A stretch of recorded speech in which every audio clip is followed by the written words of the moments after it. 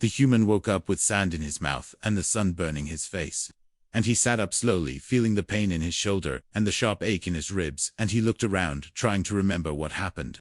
And then he saw the wreckage of the shuttle scattered across the rocks, and the smoke rising in the distance, and he knew he was the only one left. His name was Ken, and he was just an engineer, not a soldier, not a hero. Just someone who fixed wires and engines, but now he was alone on a strange planet with no food, no water, and no idea where he was, and as the heat pressed down on him, he wondered if he would survive the night.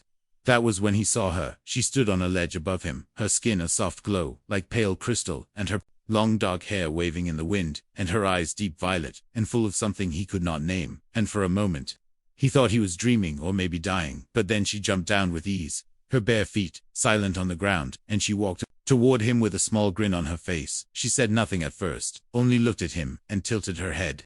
And then she said something in a language he did not know, and when he blinked, confused, she sighed and switched to Trey tongue, and said, "You look like a broken thing, human, but I do not hate broken things."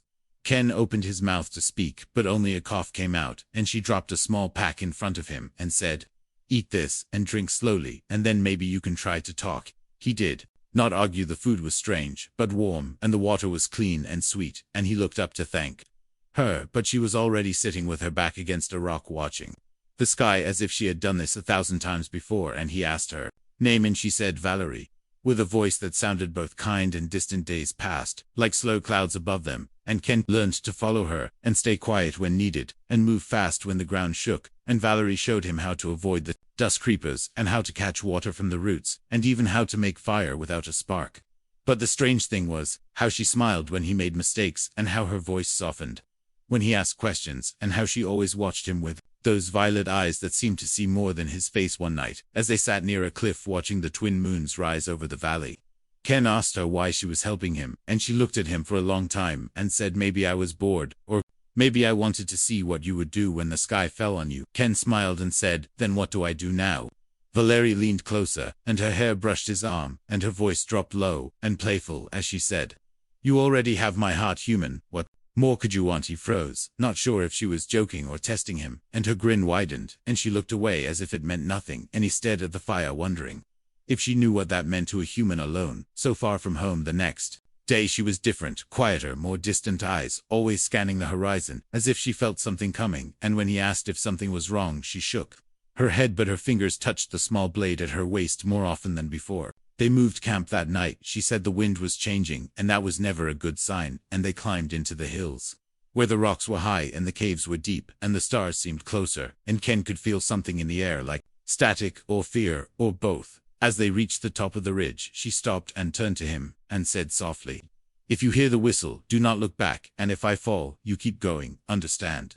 He wanted to argue, but her eyes were sharp now, not soft. And he nodded, and she gave him that same grin as before, but now it held no play, no tease, only warning. They slept in turns, and Ken dreamed of a sky full of ships, and a world torn by fire, and a voice calling his name over and over until he woke, with sweat on his neck, and Valerie standing near the cave mouth staring into the dark, her hand on her blade and her heart glowing faintly under her skin, like a light waiting to break. And Ken knew something had begun, and it would not end easily. Not with her near him, and not with that grin still burned into his mind. The morning came with no sound, but the wind, and Valerie stood at the edge of the cave, her eyes scanning the horizon, her hand never leaving the small blade at her hip, and Ken watched her from the fire, trying to understand what had changed, and why her soft smile was gone like it had never been there at all. She said the ground had been speaking in the night, low rumbles that only her kind could feel, and she pointed toward the ruins in the east, broken towers, half buried in sand and vines, and told him they would go there now, before it was too late, and before the others came looking. Ken followed without question, but his heart beat faster, not from fear, but from the strange pull that grew each time she looked at him with those quiet eyes, and each time her voice dropped low when she warned him to step carefully, or stay close, and he wondered if this feeling was the beginning of something, or the start of an end. The path was hard and full of broken rock, and strange sounds underfoot, and once they passed a shallow crater where bones rested in twisted shapes too long and sharp to be human, and Ken wanted to ask what had happened there, but the look on Valeria's face stopped him, and they kept walking until the sun reached the top of the sky. The ruins were bigger than he thought.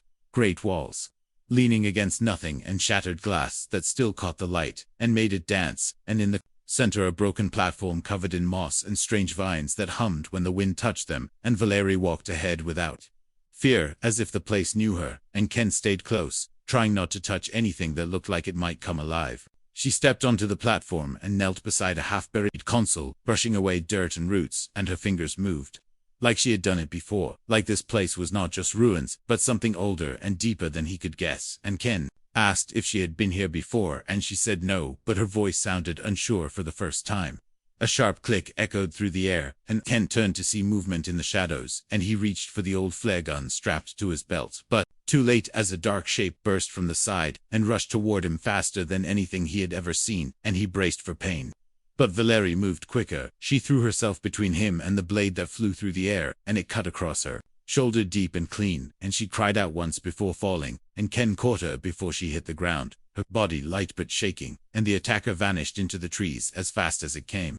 Blood shimmered like light from her wound, not red, but pale blue, and it pulsed in rhythm with her breath, and Ken tore a strip from his sleeve and pressed it against the cut, trying to stop the flow, and her eyes met his, and for once there was no grin, no joke, only pain and something close to fear. He carried her back into the ruins, and found a place under the fallen stone, where the light could not reach, and he laid her down gently, and looked through his pack for anything that could help, but all he had were broken tools, and water, and a small med patch meant for human skin. Valerie reached for his hand, and her voice was weak, but steady as she said, "You are not meant for this place, and you should have run when I told you." And he said, "I will not run without you." And she smiled even through the pain and said, "Then we are both foolish now."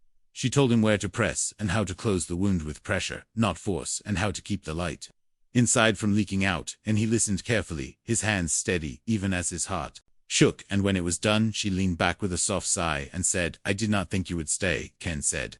"I did not come this far just to leave you behind," and she looked at him like she had never seen him before, and her fingers brushed his arm lightly, not by mistake. That night they rested under the broken ceiling, and Valerie told him stories of the past, when her kind ruled stars and crushed others with light and fire, and how she had been born to a line of watchers, not warriors, and had been meant to serve, not lead, but something in her heart always burned different. Ken told her of Earths of green fields and broken cities, and the sky that never stopped crying, where he had lived with machines more than people, and where he had never thought anyone would call him brave. And as the stars returned above them, he held her hand, and her heart glowed stronger, like it heard him, and answered back, and for a moment they said nothing, because there was nothing more to say. In the distance beyond the trees, the wind carried a sound like a whistle, soft and sharp, and far too steady to be natural, and Valerie opened her eyes and whispered, "They have found us." And Ken looked at her, and said, "Then we stand together," and her smile came back just a little, as she said, "Yes, human, we stand together now." The air turned cold as the sun fell, and mist rolled in from the far hills, slow and heavy and quiet, like it carried secrets, and Ken held his breath as he stood beside Valerie, her arm wrapped in torn cloth, her face calm, but her eyes always watching, always searching the shadows for something she had not yet named.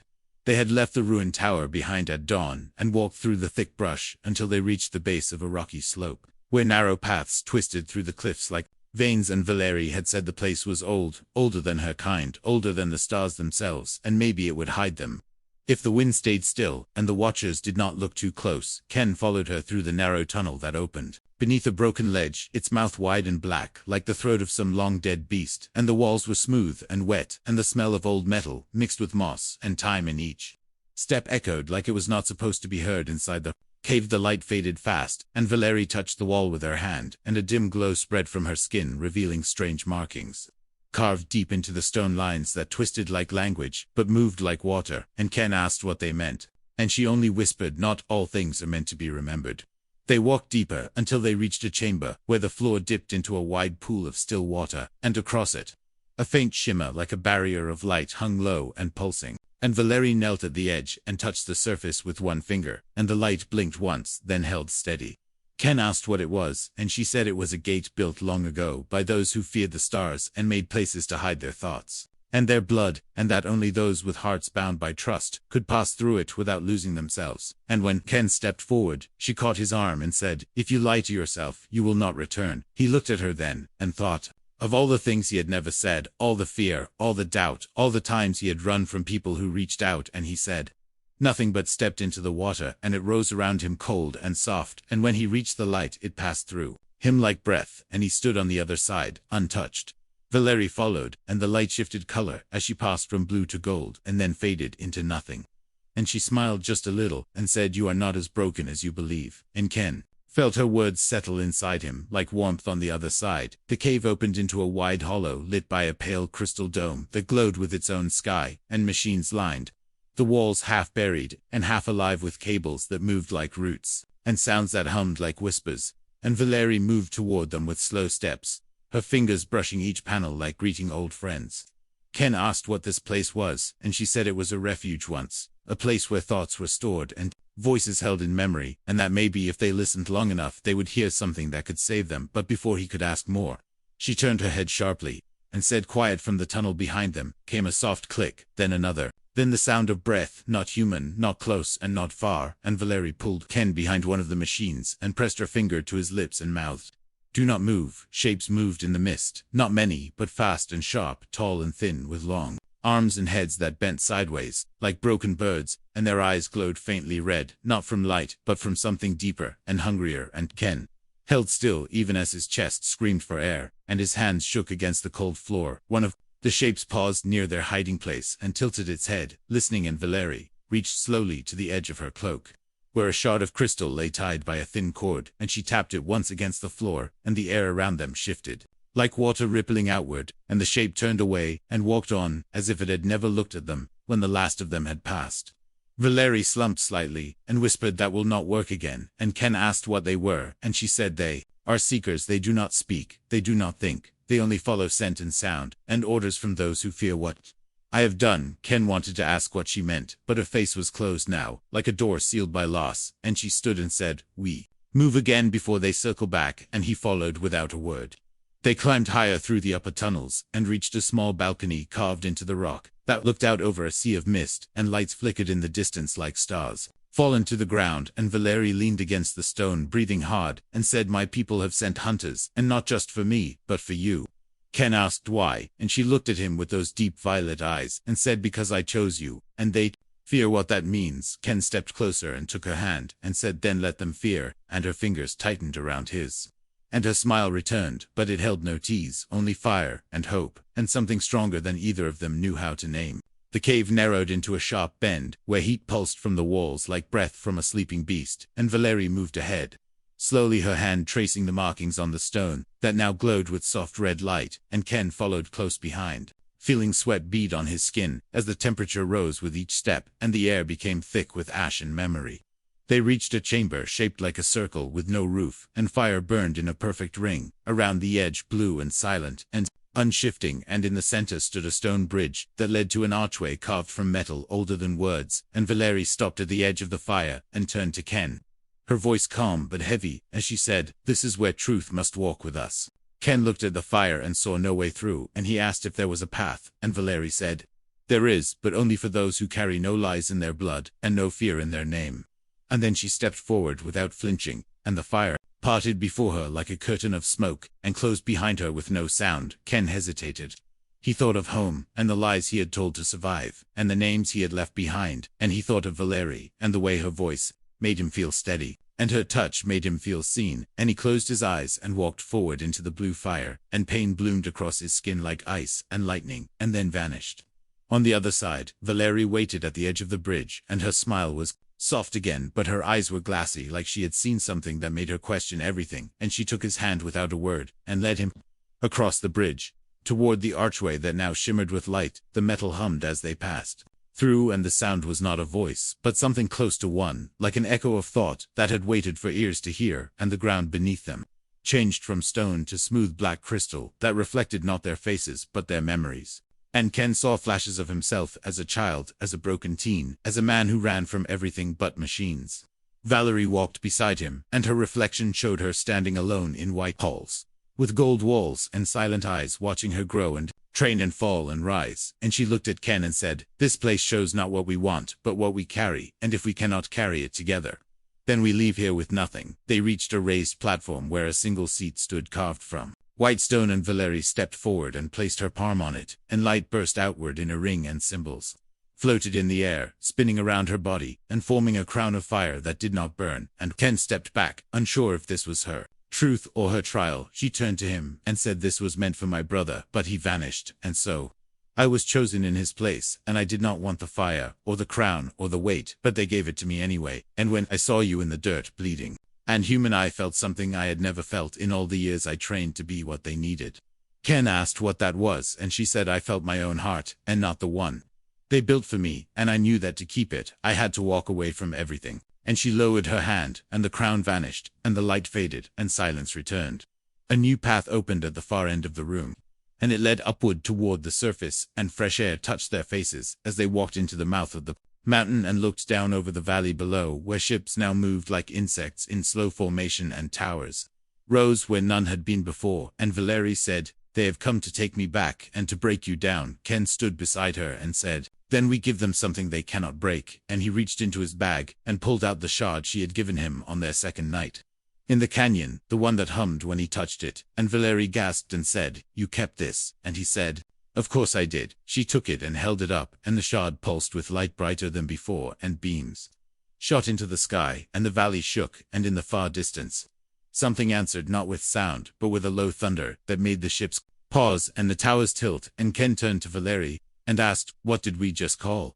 Valerie smiled, and her voice held both fear and joy as she said, "Something old and angry and on our side," and she reached for his hand again, and this time her grip was firm and sure, like she had made her choice, and the flame inside her heart no longer flickered but burned steady and bright.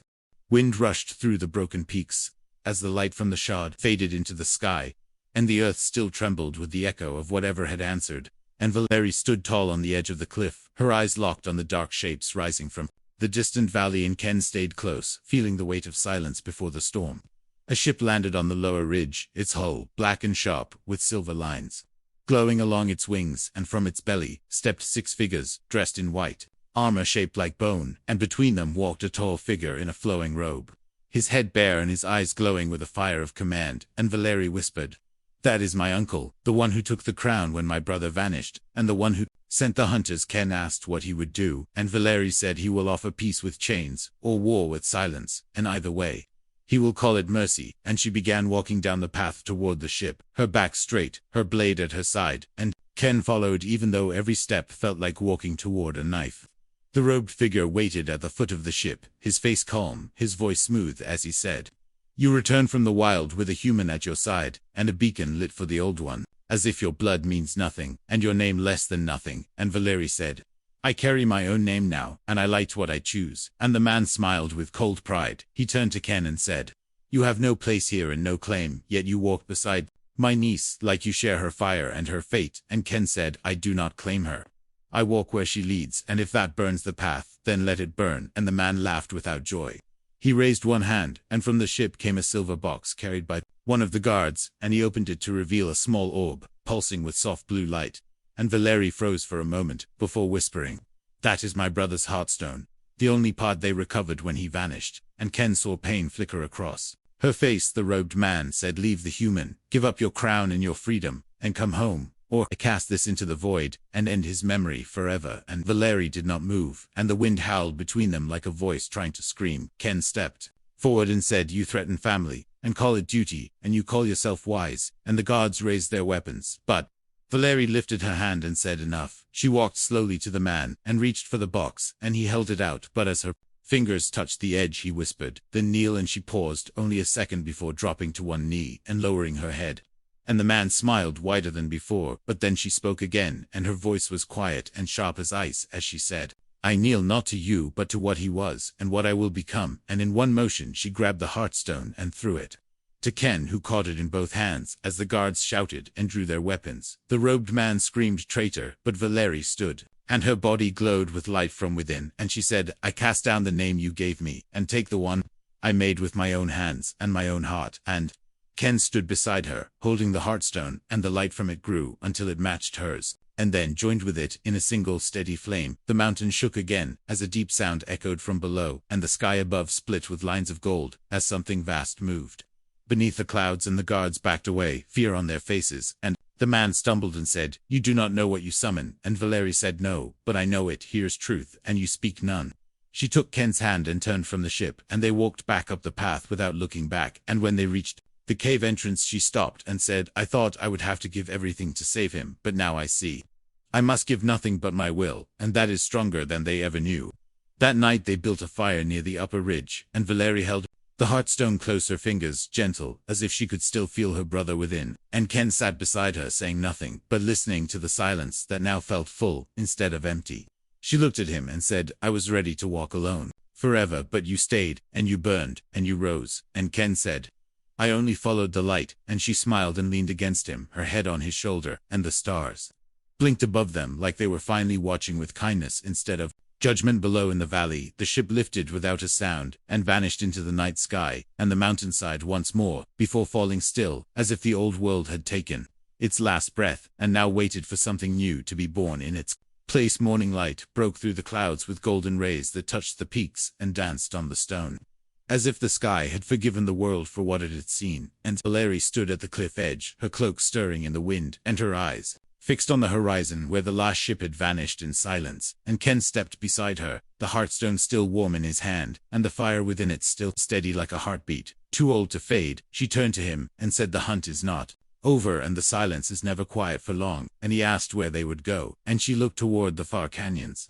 where light shimmered above the dust like heat, but moved with purpose, and she said, there is something hidden there, something might people buried when they feared what they had created, and now it may be the only thing strong enough to break the chains they still try to wrap around us. They moved fast through the winding paths, between broken stones and whispering trees, and each step brought them closer to a land that seemed untouched by time, but watched by the past, and at midday they reached a narrow crevice, barely wide enough for a person to slip through, and Valerie placed her hand on the wall and spoke words to all to translate, and the stone opened like breath. Inside was a chamber that glowed with soft green light, and the air tasted like old promises and forgotten truths, and in the center sat a pedestal made of crystal and bone, and on it rested a sphere, the size of a child's head, etched with symbols that pulsed with slow life, and Valerie approached it, like greeting an old friend. She told Ken that the sphere was called a seed of the deep flame, a tool crafted in the era before fear, when her people believed in creation more than control, and it was said to awaken only for those who carried love, not as a gift, but as a bond. And she looked at him and said,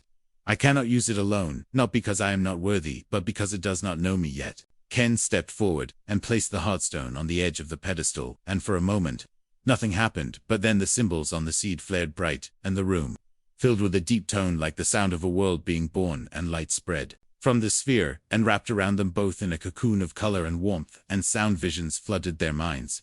Memories, not their own battles fought for peace, cities made of music, voices that spoke without sound, and hands that built without fear. And then came the pain, fire across stars, broken alliances, worlds falling into silence, and finally the sealing of the seed within this chamber, never meant to be touched again.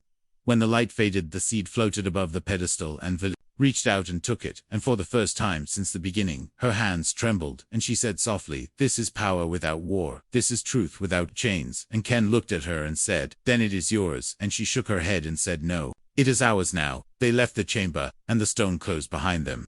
And as they stepped into the sun, a pulse of light burst from the canyon and soared into the sky, high and fast and clear, like a beacon, not of surrender, but of defiance. And Ken asked if they had just told the whole world where they were, and Valerie smiled and said yes, and now let them come.